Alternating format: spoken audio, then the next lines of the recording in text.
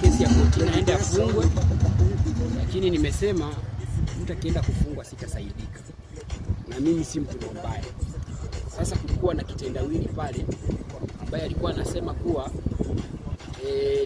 walikuwa wamewapata pale watu kadhaa wanasema ni withdraw kesi nikishamsamea alafu waniripoti tena mimi pia nishikwe tena. Nikasema hiyo haiwezekani, siwezi withdraw kwa kunilazimisha hivyo. Nibidi fike kwa kaka mheshimiwa pale OCS. Kwanza nimeshukuru sana, ametusaidia mwenyewe, kanihakikishia, kanambia kijana wangu siogope.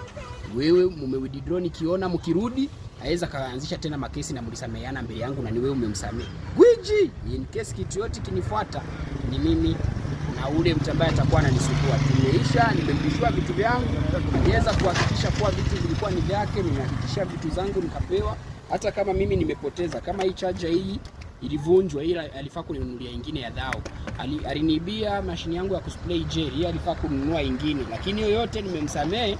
Tusiende mambo mengi ili kesi ziishie hapo, na tumewithdraw mbele ya mheshimiwa. Mimi nimemsamehe na yeye nafikiri ameridhika, hakuna makesi tena. Akileta makesi mengine kesi itafufuka upya. Sasa shangazi tosha.